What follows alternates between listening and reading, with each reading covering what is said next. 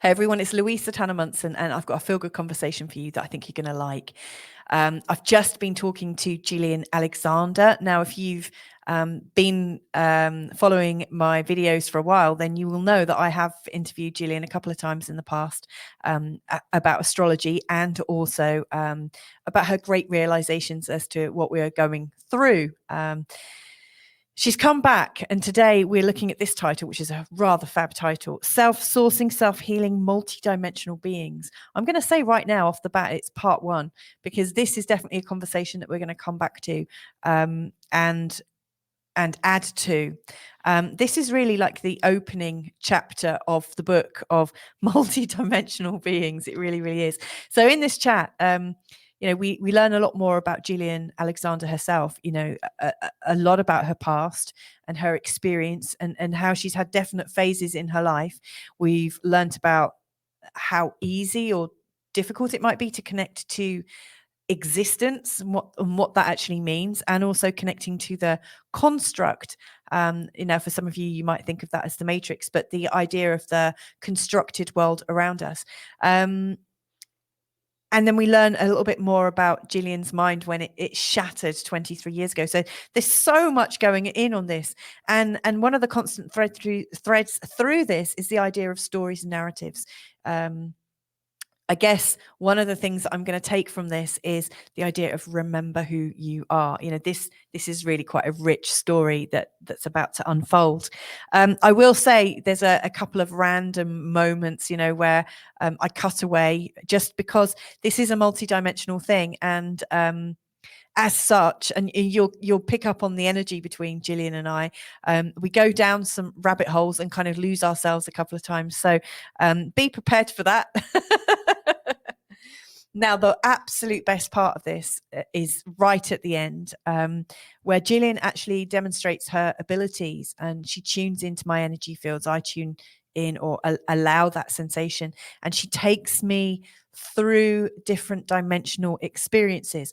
And so I absolutely recommend that if you're curious about that you sit and do it with us. I'm pretty sure, and Gillian's pretty sure, that you will actually get an experience, but it's also really important that you allow yourself to ground back into reality thereafter. So should we bring her on then?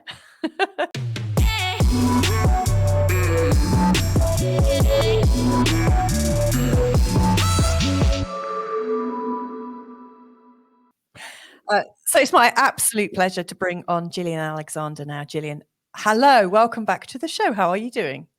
I'm good, It's been a while since we've spoken, on a show, because you joined me a couple of times in, I think, 2020, when we were talking about your great realizations. Do you remember that far back? We've done quite a few things. I remember gabbling at lots of people in the past. I'm hoping things will be less gabbly this time. And maybe actually it's a good thing to start with, actually, why that's been. Okay, sure. Yeah. Can I just say first off, I never ever thought you've gabbled, by the way. You're not someone that I think of as a gabbler. I always think of you as somebody who's got heaps of really vital info and knowledge and experience. Yeah. As a friend used to say, you're chuntering, Gillian. So I mean, just before you get going, like, I've invited you on here because I know you to be a wealth of amazing experience and knowledge about intuition and all things to do with our power, our innate power. So feel free to share from that amazing well of knowledge. If it's okay, I'm going to start a little bit with who I am, if that's okay. Yeah, that'd be amazing. Yeah. And almost like who I've recognized I am.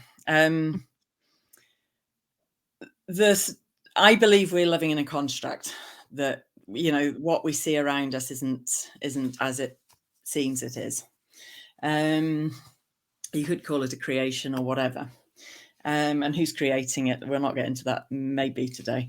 But it's never really made any sense to me. I mean, the basic things that do not make any sense to me are existing in a world where things like rape, murder, torture, all of these things, you know, starvation, just any pain, you know, sort of any of these kind of made enforced pains are existing. That makes no sense to me at all. And then that they're conceived to be sort of they're considered to be part of normal life.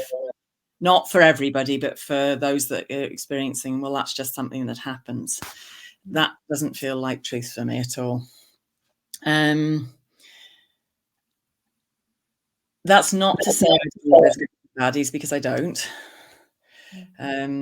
The sort of separation into good, evil, good, bad, goodies, baddies, everything else like that. I almost see as a byproduct of our eagerness to try and understand things, which again I see as a form of control as well, because if we can understand everything, then it makes sense, and then we can sort of do the right things or control it in some way. So I think I said I would say something about who I am. Well, I don't know who I am, so I'm not going to really say that much in that regard.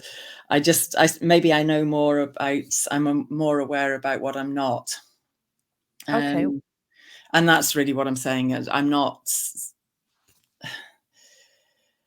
I've never fitted in, so I'm not that. Because it just, like I say, it doesn't make sense to me. I remember even as a small child, lots of things made sense to me. I grew up in the country, and the earth made sense to me, but filling it with stuff didn't make sense to me. I had a father who was very very sort of in touch with lots of stuff that most people aren't, but he didn't seem to see any problem with digging a hole and burying stuff. And I heavens knows what he did bury, but anyway, you know, if you don't want something, just dig a hole and bury it. And he had a point to a certain extent, because the earth is amazing at actually processing things. And not necessarily just physical stuff, but also, you know, if we don't know what's going on for us, or there's something out of it that kilter with us, the best thing we can do is lie on the earth, and the earth will help us rebalance. So, you know, things like that. So the earth is very good at dealing with stuff. So who am I? What I'm recognizing more and more is that I can connect to existence much easier than I can connect to the construct. Maybe to explain that a little bit more, it's much easier for me to expand out into the universe and connect to that, you know, things that most people would say were far away from us, than it is for me to connect to supermarkets or shipping stuff from the other side of the world and thinking that's normal.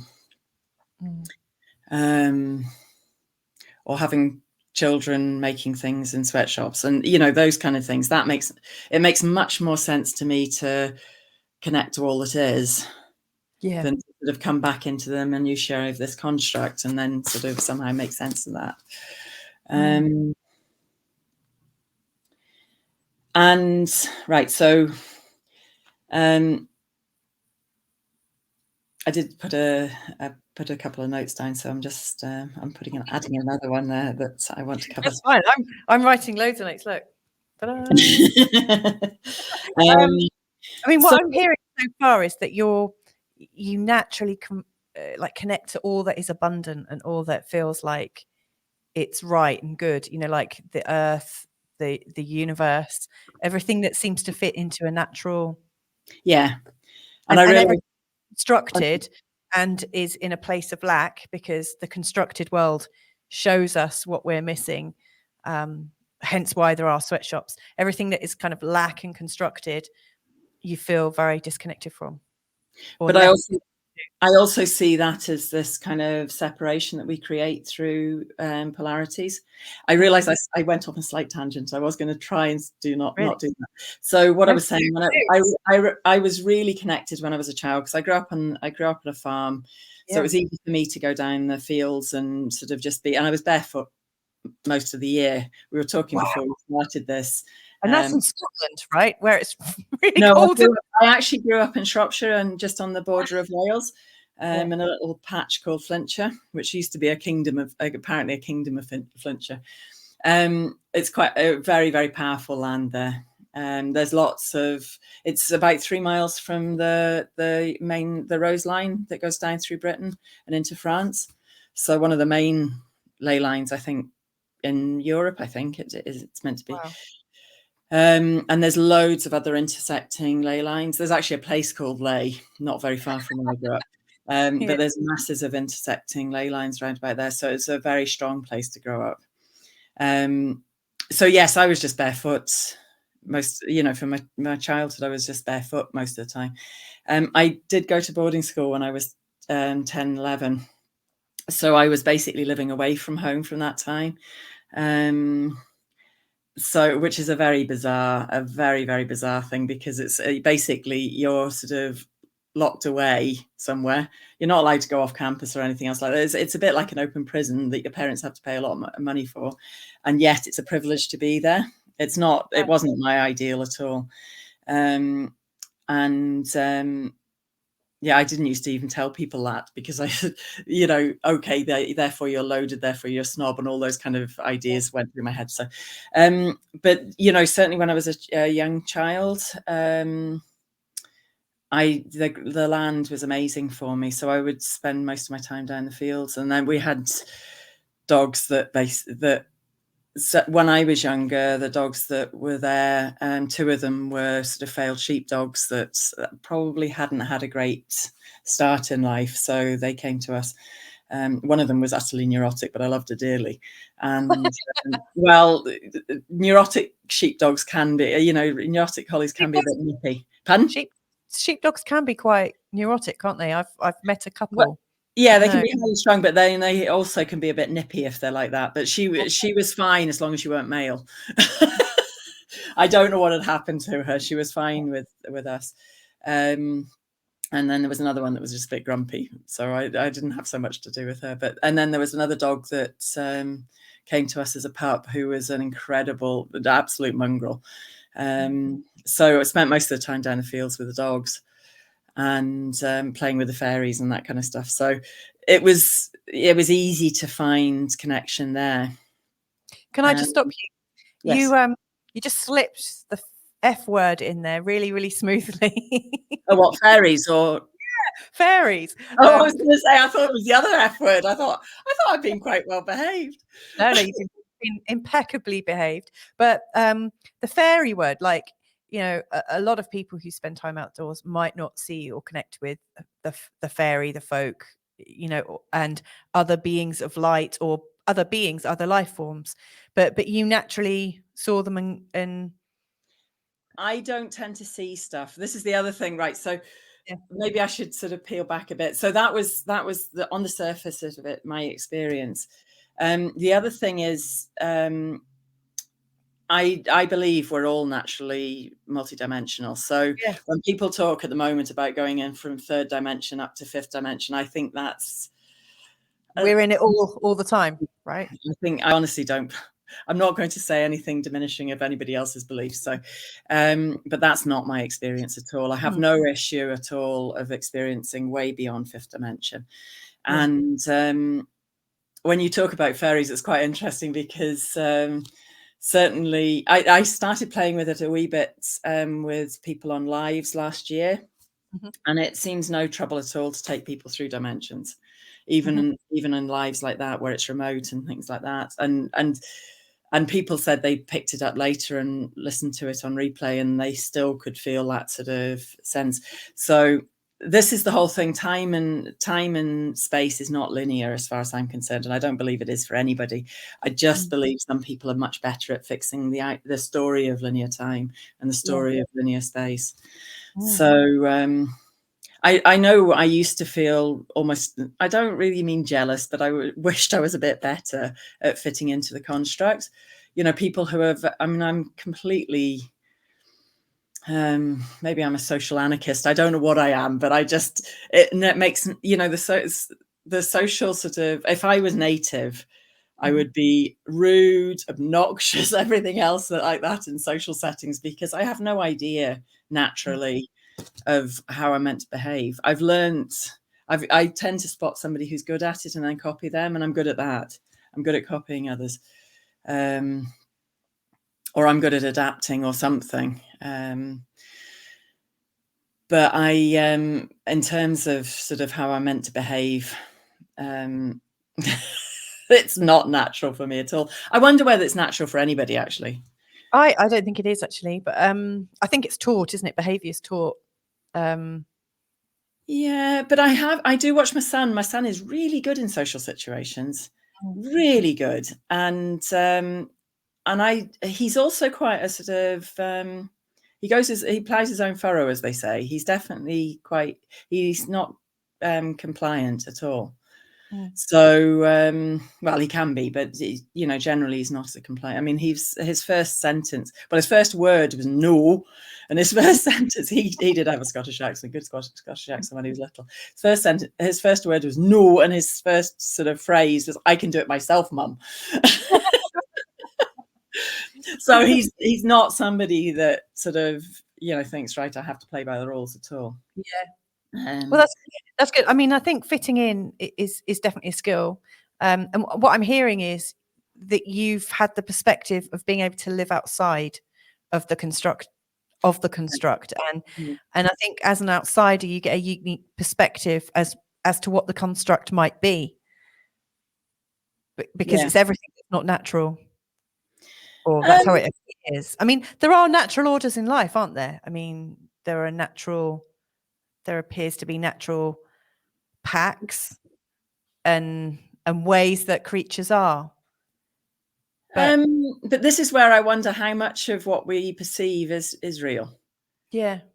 So I wonder whether, I mean, this is what I'm you know, the obvious one is, are you sitting on a chair at the moment? A seat of some sort? Yep. Okay. I hit on it. It says it's there. Can you hear that? Okay, so that's one example. Okay. If we blow it up, we'll see it's mainly space. Yes, exactly. You're ahead of me. So yeah, so what I was going to say is, so even anybody listening to this, if they're sitting there saying, well, this table in front of me is definitely real and it's definitely solid.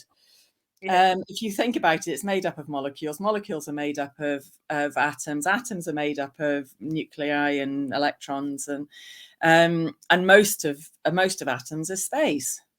You know, held together by by ionic charges. But you know, so everything ultimately is space held together by ionic charges. So so really, by rights, we could just drop through that chair, or sort of, you know, I could sink into the table. But then, you know, I've got a glass of water and orange juice here, and these are convenient stories, because you couldn't have, you've got a pint mug of water there by the looks of things. You couldn't, a tanker of water. You couldn't put that water in without that story that it's solid.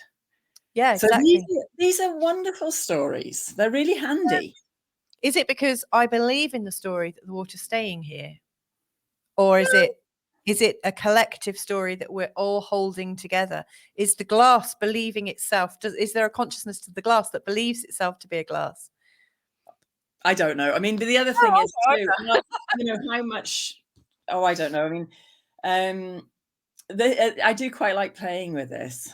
Yeah. And the weather is a great one to play with in that regard. Yeah.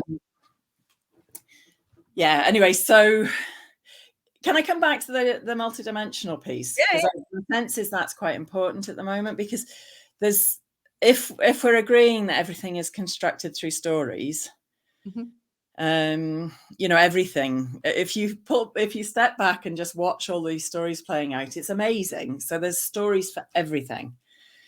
Yeah.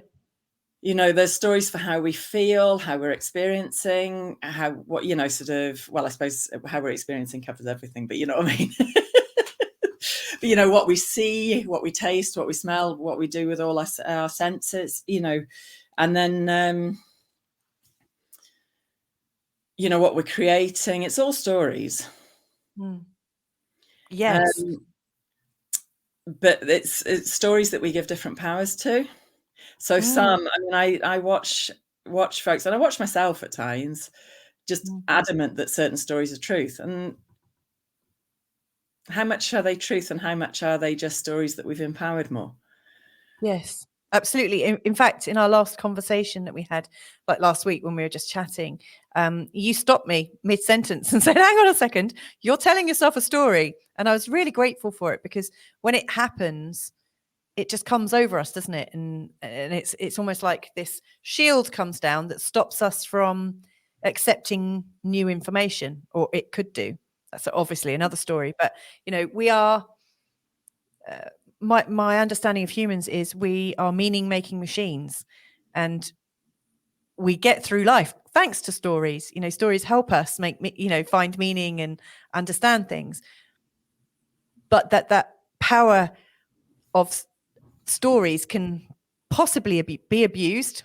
Like, other people could use that against us, and also our own unconsciousness of it, you know, can trap us in them. Yeah. So, you know, and almost when we get to that point of everything's a story, then, you know, we can just stop there. But to me, it's okay. Which stories do we give meaning to, and which stories have value for us? Yeah. You know, so in one example, we've just explored, you know, you couldn't hold that water in the glass without the story that the glass is solid.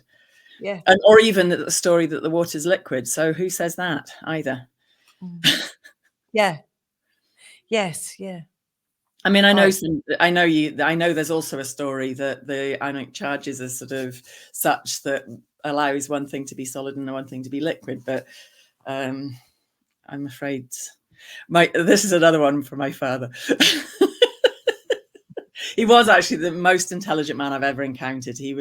I remember going to his work with him one day, and he started out as a farmer, but then when I was 7, he went into the family business, which was the other end of the spectrum, bitumastics in West Bromwich. So, you know, from the green rolling countryside to sort of really black, sticky, gunky stuff. But anyway, I went into his work with him one day when I was really quite young, and I had a phone on either ear. I was having 2 completely different conversations with 2 different people. No problem. No problem whatsoever. He could section his mind off. And I remember having the same ability. I remember, because I said I went to boarding school, so I was writing letters home, or writing letters to people, and in the middle of a physics class. And of course, the physics teacher thought he would catch me out, because I was writing obviously nothing about the class in my letters. And he asked me, okay, Gillian, what did I just say? And I could recount it word for word. So I also had that ability to sort of, you know, partition my mind off and deal with different things that were utterly unrelated. Wow. I did have then. I also had a photographic memory and passed the test for Mensa and all of those kind of things. So, you know, I was proper and, you know, considered to be properly intelligent. And then 23 years ago or whatever, my mind just completely shattered. Pardon? Are you happy to talk about the shattering of your mind? I'm fine to talk about that. Well, I went stark ravingly bonkers, apparently. but I mean, really, you know, you could say it was a spiritual awakening or whatever. It didn't really matter what it was. But to be honest, I mean, I was awake for as long as I was aware of everything from when I was a child. So as far back as I can remember, I was aware of everything. So, so I don't know whether I wouldn't necessarily call it an awakening, because I was already awake. And really, I don't know I mean, this is another story, this idea of awakening, to be honest. Yes. You know, it's another one that one thing I am aware of, I've had to learn to translate what people mean by things. Yeah. So I'll quite often ask people, okay, what do you mean by tree? What do you mean by cup? What do you mean by banana? Whatever, because that way I can have some kind of you know. So basically, I've got a sort of translation to other people's languages in my head. Yeah, And quite often I've got dictionaries for different people, because I know that different people will use different words in different ways. But what happened for me, I was very controlled in my mind for a bit, you know, the middle section of my life, really from, I wouldn't say I've had you know, I chose an easy set of, an easy hand of cards this lifetime. So I've had sort of some very strong experiences through my life. And it kind of got particularly gunky when I was about 10, when my parents split and my mother started downing a bottle of whiskey a day. Amazing woman. But, you know, that was her sort of period of unraveling, really. And by that stage, I've got three. Well, I had two brothers. One brother died 15 years ago, and then I've got another brother and a sister. All of them about. Well, my eldest brother was 15 years older than me, so there's 5 years, roughly, give or take a year, between each of us. And so I was the youngest of them, and my mother was 40 when she had me. So I was, you know, so they'd all left home by the time she sort of unraveled, and I was left at home. And then obviously my parents split up, and I was at home trying to hold it together, but sort of at home. I was only home in the holidays by then. But did feel it my responsibility to do so. So I learned to sort of shut everything down at that stage. So I basically stopped feeling anything, because everything was, I mean, I've always been a feeler, you know, of all the senses, that's been the strongest in me. You know, I could feel the land, I could feel, you know, the animals. And I grew up on a farm, and I mean, my father was a sensitive soul too, but at the same time, you know, these animals went for slaughter. So I knew that, and it was never hidden from us. But I could also feel that. You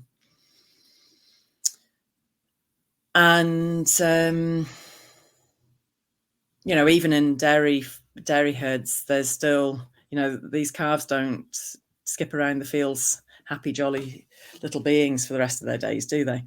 So, which has never made any sense when people are vegetarian and they still do dairy. It doesn't really make any sense if they're doing it for ethical reasons. So why am I saying about that? Yeah, so I shut everything down then. And I think that's really what happened about 23 years ago. Basically, it was not, you know, the Jack was not going to stay in the box any longer. And so I had started just before that. There was an opportunity to go and have some counselling through work. It was a weird setup that it was just, here, you can have some counselling. But anyway, I thought, right, it's an opportunity. I don't know I've always been sort of, let's go and see what this is about kind of person. So we did do that. And so I think things started to unravel at that stage. I recognized I wasn't feeling anything. And so the counsellor actually gave me, she was I think she called herself a humanist counsellor. She gave me the sort of homework of, right, go and start feeling everything. You know, give yourself permission to start feeling everything. Of course, everything started going at me at that stage. And because I used to have a photographic memory, I didn't need diaries. I just used to remember where all my meetings, and I had quite a lot of meetings on at work and stuff like that, but I never needed a diary because I just remembered where everything was, who it was with, and, you know, times, places, and everything else like that. So I just kept everything in my head. And of course that stopped working at that stage. And that was my biggest control mechanism, was just to sort of control it with my mind. And so what happened was basically my mind shattered, and you know, I would have complete blanks in time and stuff like that. So I had no idea what I'd been doing for certain hours. I don't think at that stage I lost days, but maybe I did. I don't know. But also because I suppose I seem to go nutty, lunatic, whatever you want to call mad. In our culture, we do have support for people going insane, which is quite helpful. But there's no support for sort of spiritual stuff, is there? You know, spiritual crises. So actually, I had an amazing support through that time. Because I actually ended up, you know, under the care of a consultant psychiatrist, because I was proper nuts. But I'd worked with him. I worked in the health service, so I'd worked with him on specialist working groups and stuff like that. So he knew me in more sensible moments, and also the psychologist I was seeing, I knew her as well, and she was both of them amazing. My GP was fantastic, and so I had antidepressants for a period before that, which made me nuttier than anything. I was, you know, extremely suicidal at that stage, and I was pretty sure that was down to the antidepressants. Did I say antibiotics? I meant antidepressants. I heard it as antidepressants anyway. Well, that's fine. Just in case I said antibiotics, but anyway. I felt pills. Well, can I ask? Did you know you were having a spiritual crisis? No, because I'd actually sort of scientized everything. There is a word like that. Because of your NHS background, you're no. When I mean, this was also part of me shutting down everything. I started getting very much sort of, okay, if it doesn't have, you know, if something's real, then prove it to me. So I got very sort of hard line about that. And of course, I did really well with stuff. I mean, you know, in my own mind, I never did well enough. But when I look back, I mean, even primary school, I got the school prize, and in the you know, primary school, each year I got the sort of class prize. So I did fine in school. It was a sort of easy thing to do, fine in for me, because I had that kind of mind. And then when I went to secondary school, I did have a slightly bumpy run at the beginning, because there was a few other intelligent people there too. I was like, oh, that doesn't work. It was weird. I was like the school boffin at primary school, and then when I went to senior school, which, like the local grammar school, all of a sudden you have competition. That's a weird one, isn't it? Yeah, well, for me, if there's competition, I just don't bother. I just really know if they want, you know, if they want the top of the class, that's fine. I don't care. It's not that important to me. But what I did do is one biology test. I just find it quite interesting, so I made a bit of an effort, and I got 100%. And then suddenly I remembered who I was, and suddenly I was getting sort of high 90s for everything. And again, when I you know, when it came to the sort of the last year, got the school maths prize, school biology prize. I actually got, there wasn't a school prize as such for secondary school, but there was a prize. It was and I don't even know why I got it, but anyway, I got that. It was a grant that was given by somebody for each sixth form, you know, upper sixth form there was 2 people awarded this, and it was like a travel bursary. So I think that was as close as that. I don't know what that was for, but anyway, I got it. What I'm hearing here is like, also, like, I mean, when we started, you were saying, I find it easy to connect to existence and less easy to connect to the construct. And then actually hearing a bit more about your life, I'm hearing that the first 10 years was very much in the existence realm. And when you were in the construct, you did well at it. So you were kind of predominantly more intuitive and creative and tapped in to the real world. And you could do okay, or really well actually in the construct. But you had the support of the existence around you as well. And then you went into a kind of rational phase where you had to shut things down and in this little box, like in your open prison time. that you were describing. Expensive open prison. Your expensive open prison. And then you'd made it into the world, you know, and obviously I know from knowing you that you studied extensively, and you've got a bit of a scientific background, haven't you, in care and well, whatnot. yeah, my first degree was about BSc in biochemistry and microbiology, which is quite interesting, sort of given the last 2 years. And then 10 years later, I did a master's in public health medicine, which is actually the same qualification that postgrad doctors do when they want to go into become doctors in public health.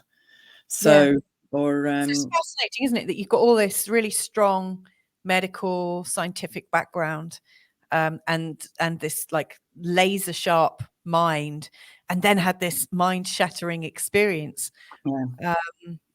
And then that's the other thing is I also had 21 years working in the health service and health and evidence-based care. So it was all very much, you know, sort of prove it, factual, that kind of stuff. But it's so what happened? What I sense is I sense that we're just here to have experiences. So there's nothing wrong with the construct as such, and I don't doubt I've chosen to be here. I don't think some big higher being went, right, you're in. I do believe that, you know, I chose. I'll have a bit of that. I mean, do you think there is a higher being, or do you think we are the higher being? Or it's funny because as I was I've just been pondering that we were going to be having a chat today, and that was one of the things around about I had a really strong dream last night. That I don't know whether I can really explain it, but I'll do my best. I find it really, even just to write down dreams, because as soon as I try and anchor them with words, they go. But it was around about, I kind of need to give a little bit of run into this. I've always felt more comfortable with the unseen stuff that scares the whatever's out of anybody, that seems to scare the whatever out of everybody. Everybody else, you know, the unseen stuff is so much easier for me because that makes sense to me. Why does that make sense to you? Does it follow a certain predictability? It feels sensible to me. Okay. Because I tend to do everything by feeling. I mean, I trust my feeling. I know what's real and what's not real by feeling. Our physical senses can be a bit hijacked, can be fairly easily hijacked usually. Most of us have got a predominant sense that's sort of strongest in us, and some it's kind of like a sort of combination of two. But what I found is I used to always think the most common were feelers, but apparently most common is seers. But because I don't do seeing really, I sort of tend to I had sort of bumps feeling up. But anyway, apparently the most common is those that see, perceived by seeing. Then it's feelers, and then there's a sort of 50-50 feeler seer. When I'm working with people, I meet people who are definitely 50-50 feeler seers, and then there's obviously smelling, tasting, hearing.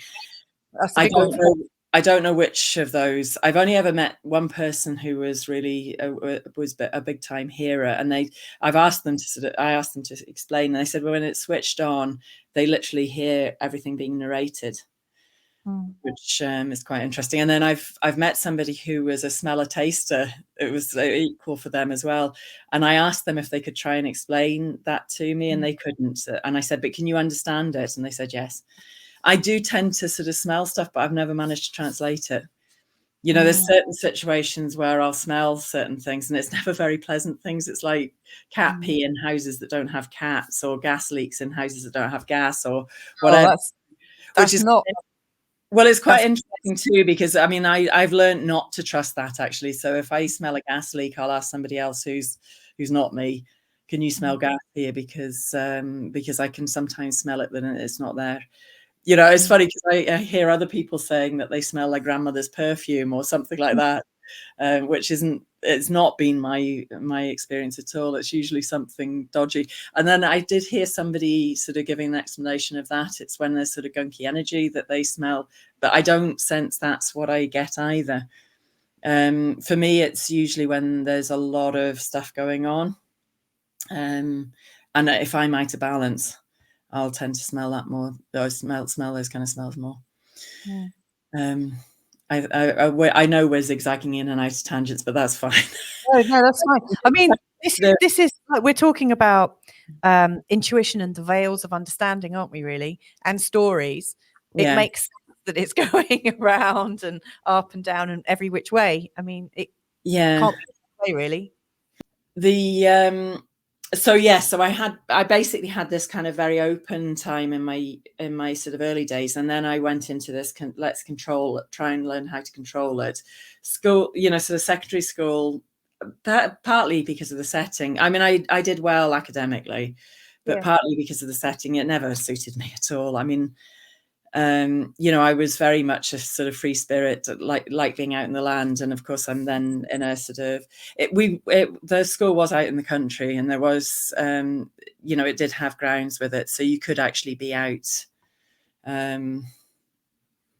So it wasn't sitting in the middle of a city or anything else like that. So it wasn't bad like that. But it was it's just a strange environment, especially an all girls boarding school, because it's like, it really does sort of mess with your ability to connect with other normal people, normal humans and stuff. But anyway, and then so I learned, I mean, I had eating disorders and all sorts of stuff like that at that stage, because it was me just trying to find ways to control what I was experiencing, which was strong. You know, and getting very weird feedback. I mean, I lost a stone in 2 weeks, and I was getting told I looked good, which is not a good thing to say to anybody when there's blatantly something going on. And then I got married when I was 21 to somebody who I knew was gay. But it seemed to work. I mean, it worked, you know, it worked in all the reasons you would marry somebody. We loved each other. Everything functioned biologically. You know, it wasn't long after that I was pregnant, and with our first child, who is my only living child. And then not long after he was born, I was expecting my second child, who would have been 18 months younger rather. Yeah, that really would be time travel.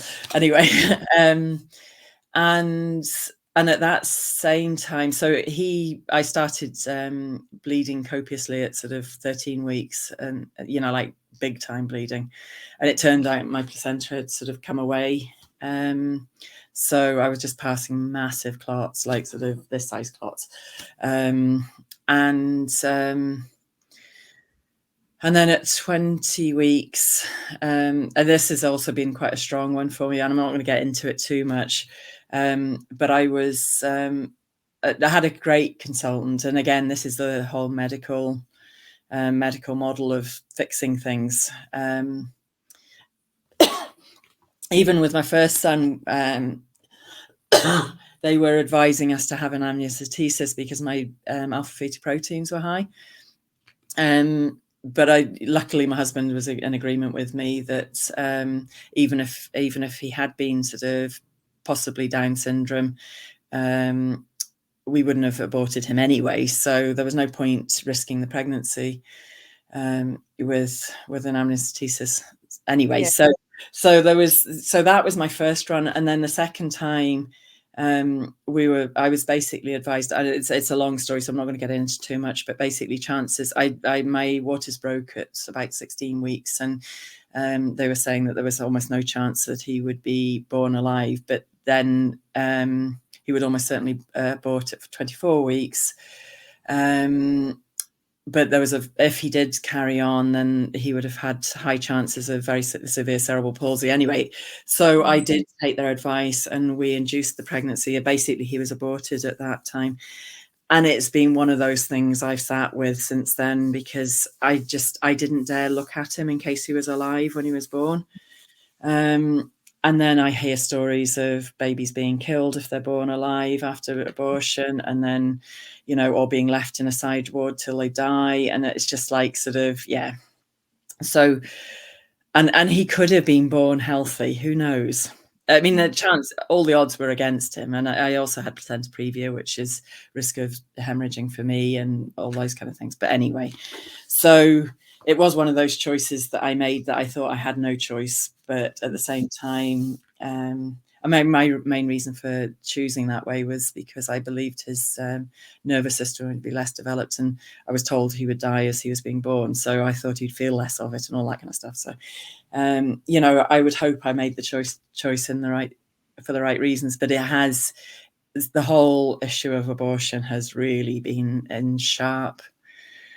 I would have always said I would never have had an abortion, because I do believe babies turn up when they're meant.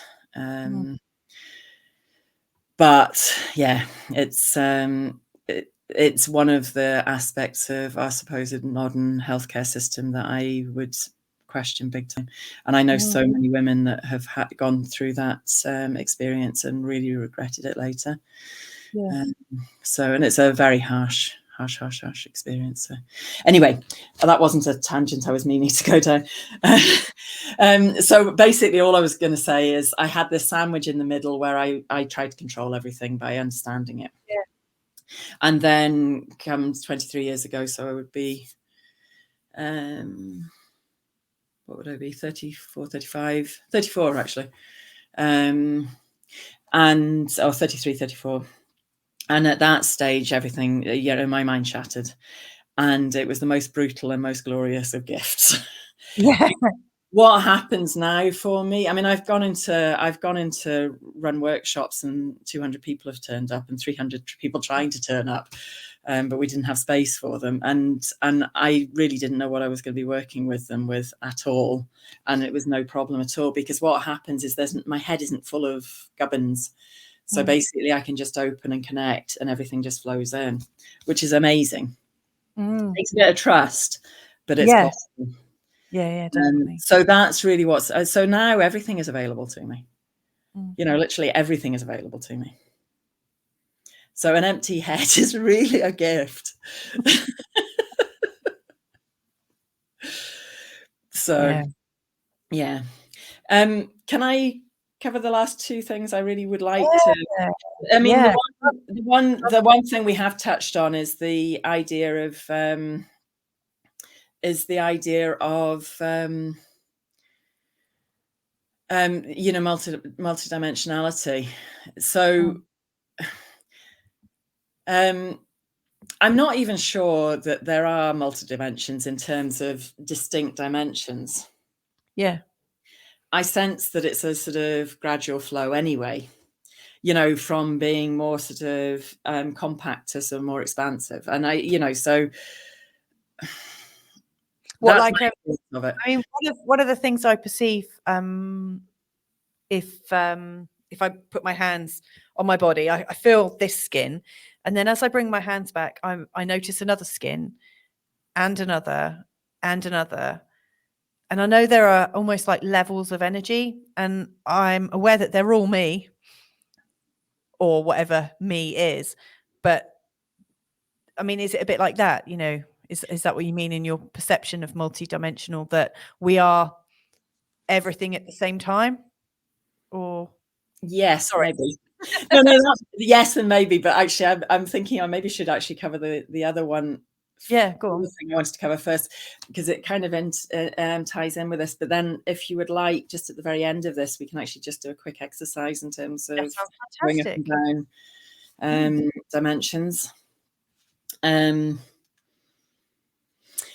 Yeah, the other thing I was going to say, because what I'm experiencing at the moment is that it's the separate, right? So if I start with this is a horribly simplified, and I say horribly on purpose, horribly simplified version of the Hindu creation myth, which is, in the beginning, there was a unified deity. So I'm trying to see it in front of the camera. Mm-hmm. There's a unified deity, and that unified deity desired companionship. So it split into two. It split into Shiva, and sorry, I'm trying to get it in the camera. Split into Shiva, split into Shakti. Okay. And of course, as soon as they were separated, they just wanted to come together again. Yeah, they desired union. So it's this coming together and separating, coming together, separating. Yes, I wasn't going to be so crude as that. You can feel I grew up on the outskirts of London, can't you? So, this is, but if you think about it in the separate, I just, for some reason or other, it's very, so if you, sorry, that's it. In this sort of, the separate states, there's a lot of power in this, and that, in this kind of pulling apart, there's a lot of power in that, but there's a lot of discomfort in it, because you've got the discomfort of separation, but you've got more power. You come together, you've got a lot of ease, but there's not the same power. So there's the whole thing of separation into, this is like, it's really funny because the camera is reversing everything. So I'm trying to work out whether I should be moving that hand. Anyway, so you've got the separation of the sort of, that's like vibrating with wanting to come together here. And then you've got this kind of easeful state here. Well, we've been in this state of lots of duality and separation and power, and we're coming back into this state of unity. Yeah. And I'm sure I'm not the only one who's been feeling this for years, probably about a decade. Yeah, I have felt that we were. I've always felt that was what we were coming back. I feel like it's almost been like we're a yo-yo, and the yo-yo is as far out as it can be, and all of a sudden we are literally at that, like that kind of, the cord is ripped, and all of a sudden it's going to come straight back. Yeah, so it's been coming back for a while, my sense is, but it's just like now it's really obvious it's coming back. Okay, so it's already on its journey back, but it's like... No, I sense it's pretty much here then, basically, at the moment. So, but what that means is, so all of the separate stories and the separate, what we call timelines. I don't know what actually people call timelines, but anyway, what I would understand people. We'll talk about them. I mean, what I understand, again, this is another one I will ask people, and people are talking about timelines. What do you mean by timelines? And then I got an idea of what they're meaning. Because it's interesting. If I ask different people that, they've all got different ideas of what they actually mean. What? I mean, I speak to a lot of people in these shows, and nearly every one of them has a different meaning for timeline. Yes, well, that's fine. Or even different realms. So even, to me, different realms is things like the seen and the unseen, but they're not separate at all. The one that is really interesting, because I have been watching that, is the realms of the living and the dead. That's been really interesting, because that's been coming together as well. I've always like people becoming a bit zombified, like people. No. I've always worked with dead people. I've always WhatsApped and said, "Okay, Gillian, can you help me here?" And I've never really understood why I had lots of dead people wandering around me. But then I think, I think, and I say, whenever I say I think, it's probably a load of tosh afterwards. But anyway. You mean when you say like the woman with no mind says, "I think." Are you saying that like the alive and the dead are coming together? Or like, let me explain this, and it might make more sense of what I'm saying. So I have worked with dead people quite often. I'll get people. And I've said to my students before, and I don't take nonsense from dead people, just that you wouldn't take from live people. They can be really, go back. They don't get any more straightforward. They often a lot of people, once they sort of transition into sort of what we call dead, can get a bit easier, but it doesn't necessarily mean they get easy. But and I have had clients I've been working with who've transitioned, and then they rock up saying, "Right, I need you now," and it's like, "No, book a time." It's not, there's no payment involved at that stage, but that I'm not going to have them sort of when I'm eating my dinner or whatever. So, and apart from anything else, I can't give somebody time unless they're actually sort of, we're both committing to that time. So, Wow, you just blow my mind with that. That has never occurred to me to, when I experience the unseen worlds that I connect with, it's never occurred to me to have it on my terms and say, book a time. Yeah, well, exactly. Why wouldn't you? It's there on my diary. That's actually really, you've really inspired me just there, because I think that's amazing. Well, a stage further is a friend who she was working with this little girl that kept coming to her, and she'd said, well, look, there has to be some kind of exchange. So she says, I'm going to go and buy a lottery ticket. And she says, I want some kind of exchange in that. But she wasn't specific in how much exchange she wanted. So she got a tenner. She did win something. No, but she didn't win it. She got payment. Yeah. Or she had some exchange. So anyway, I'm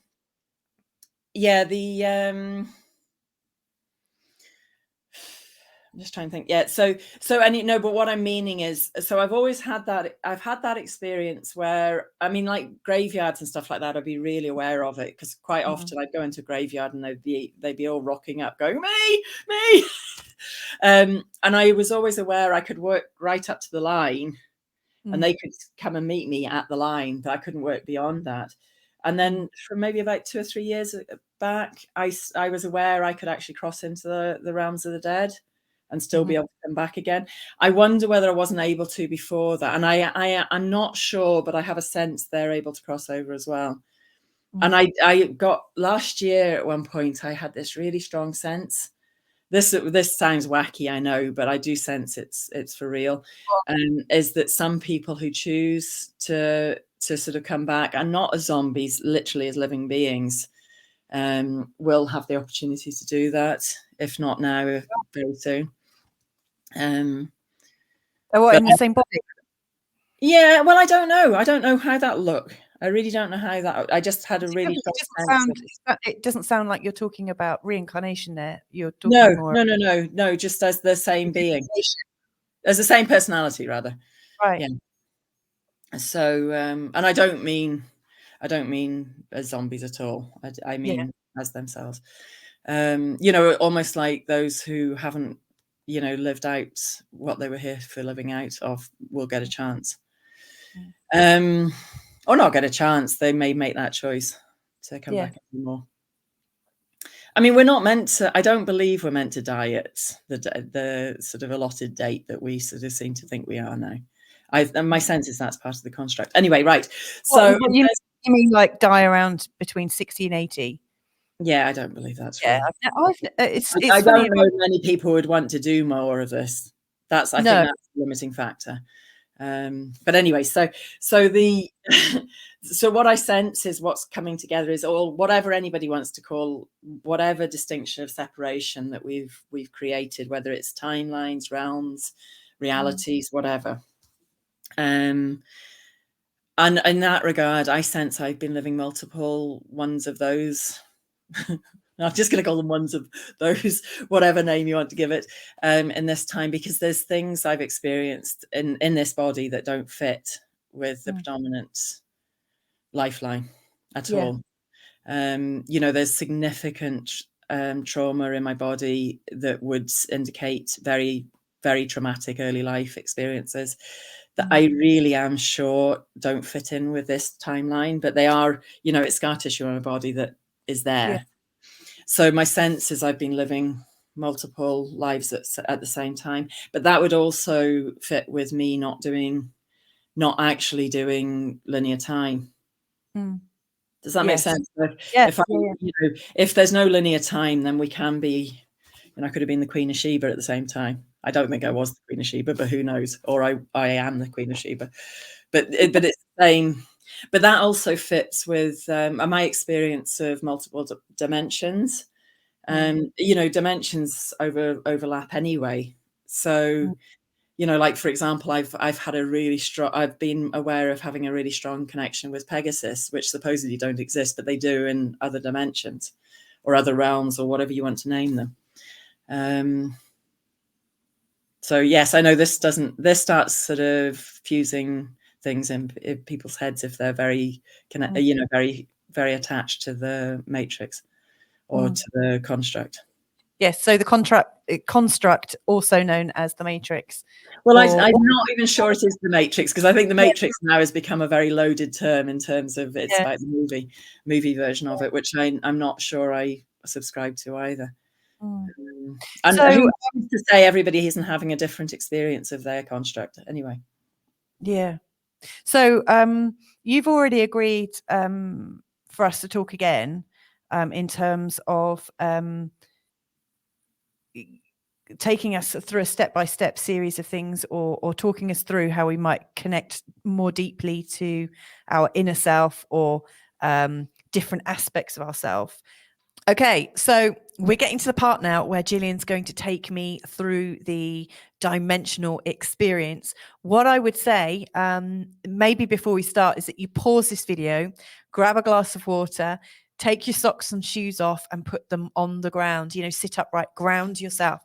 And that when we come to the end of it, if you're feeling spacey at all, or feeling in any way out of your body and not fully compos mentis, that you drink your water, that you ground, like you notice the feeling of the skin, the underside of your feet on the surface that it's on. Notice everything that your skin is connecting to. And also, if you really are having difficulty connecting into your body,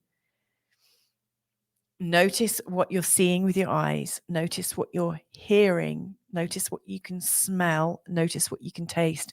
Absolutely test and bring yourself into the senses as well. So anyway, I hope you enjoy it. Remember, if you do like it, you'll be able to do this. We're going to play around with this in the next conversation between us. No, just if you and I can just connect at the moment. If you notice, I tend to sort of cloak a bit when I'm just having a chat with you or just casually interacting. Are you aware of that? So what I'm doing at the moment is sometimes. Yeah, I know. But what I'm doing at the moment, I'm starting to open up. Can you feel the connection between us now? Yeah. Yeah. Okay. It's a different experience of connecting, isn't it? Yeah. And it's quite strong, actually. Well, I don't know why I say quite. It's very strong. Oh my God, I'm feeling a massive rush all down my body. Yeah. But it started as almost like a golden amber orb in like my lower right hand side. It felt like you were coming in, not coming in, but I felt like that awareness, and now it's all over. Yeah, I should have actually checked with you. I was sort of checking in energetically, but I should have checked, explicitly whether you were okay for me to connect with you. Okay. It's more, I just make myself available and then you connect, if that's okay with you. Okay, so what I'm going to do is I'm just going to basically are you okay if I close my eyes, because it's much easier to do it that way? Okay. Yeah. So I'm gonna just scale my energy in a certain way, and then you'll have an experience of that. Does that make sense? Okay. Yeah. I'm going to close my eyes as well. Okay.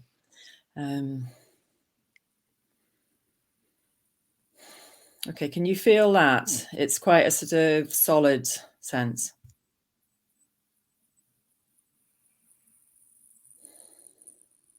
Or does it feel like a solid sense?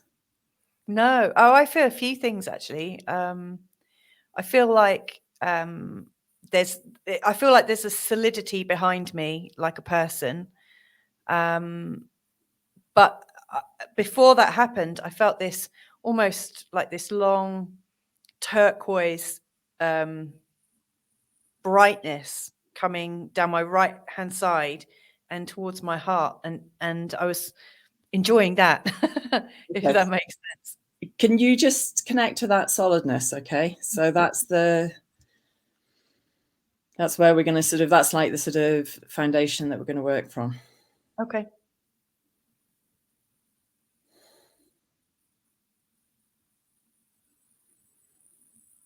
Okay, can you feel that now? Or sense that solidness? Yeah. Okay. I'm just shifting it now up a wee bit. So that to me is sort of first dimension.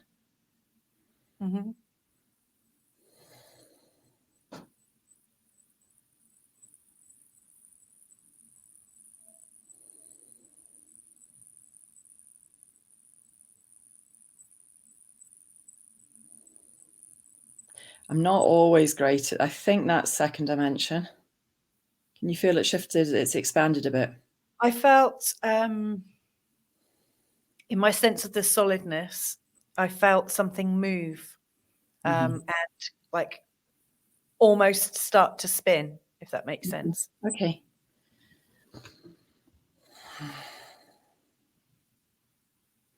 I think we actually went straight up to fourth. Sorry. Yeah, it just wanted to go straight to fourth, so I've just gone straight to fourth.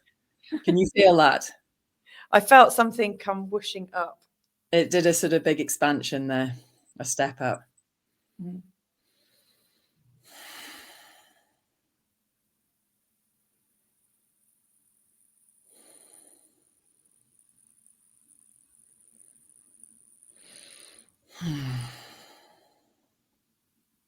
Can you feel a sort of bit of playful energy coming up? Mm-hmm. Excitable energy. So to me, Yep. that's fifth. Yeah, it's not stopping it, so it's go straight. If we just keep going up because it's going up. Yeah. Can you feel it sort of more expansive again? Like, yeah, and I feel like I've got static all over my body at the moment.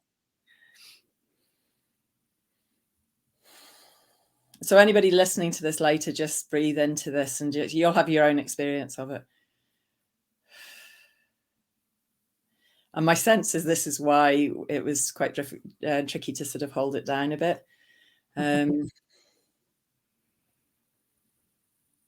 Yeah, it's funny. It's wanting to sit at sixth, actually. So I can sense this is sixth now, because usually it's easy to go up to.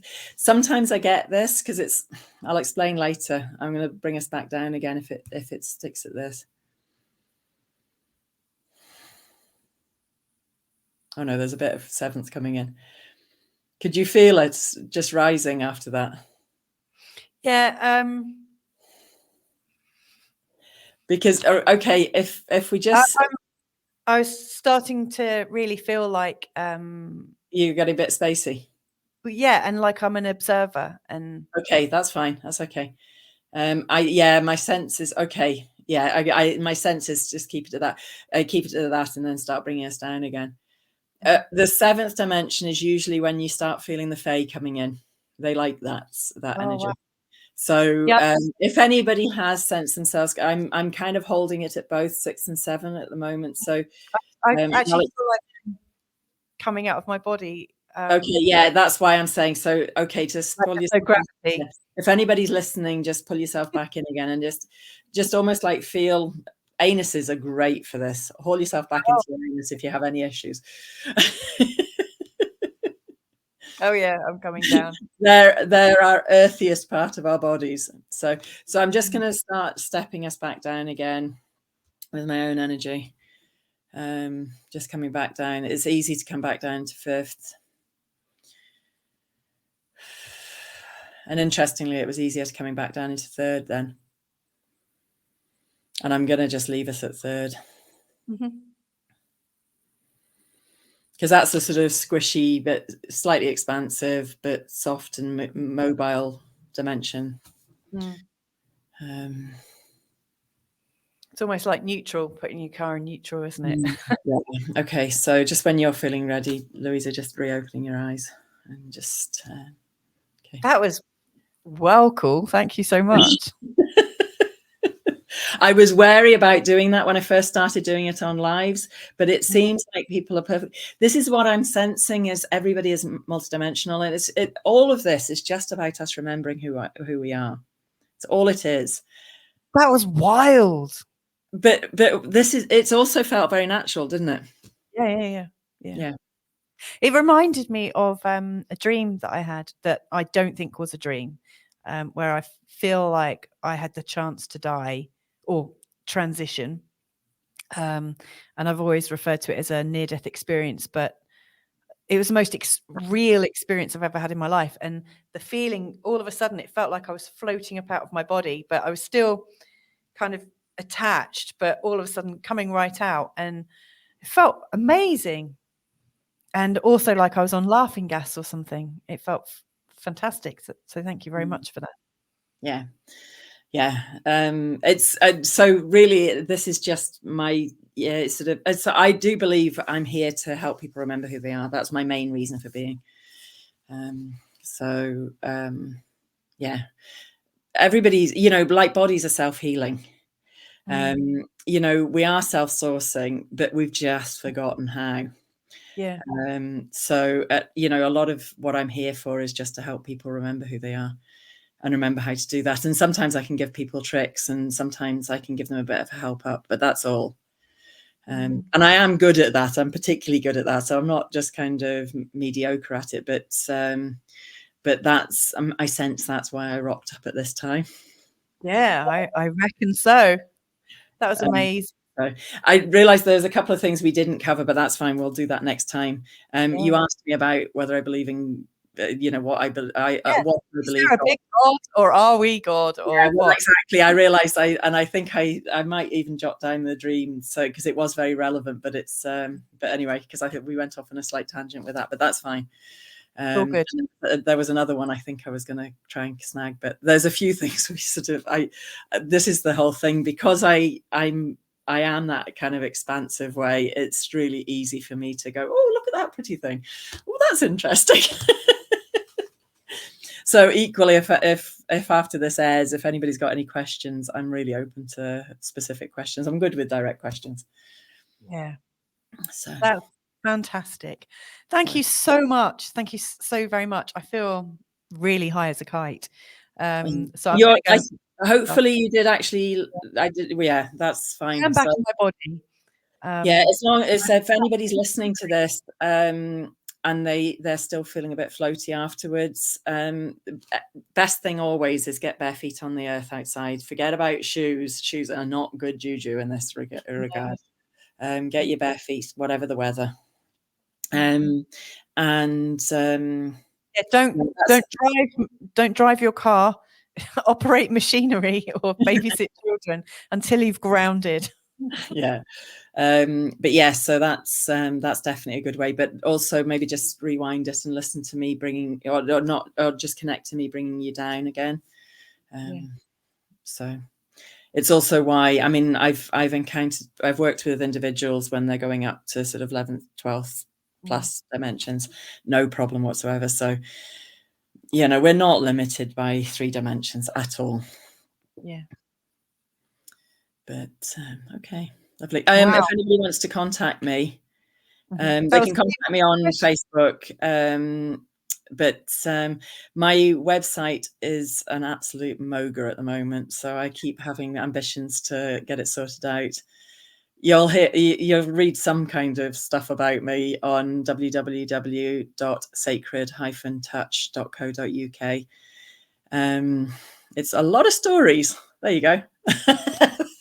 That's my excuse for everything. It's a very messy lot of stories at the moment, and very, very out of date. I've been in my cave for quite a wee while, so I am definitely emerging at the moment, and hopefully that website will change accordingly. Yeah, you can contact me at the moment. The easiest way to get me is on my personal email at gfa@hotmail.com. No, so Golf Foxtrot Alpha 1966 at hotmail.com. Okay. And yeah. So look forward to hearing. If anybody's just needing a bit of help just to be themselves.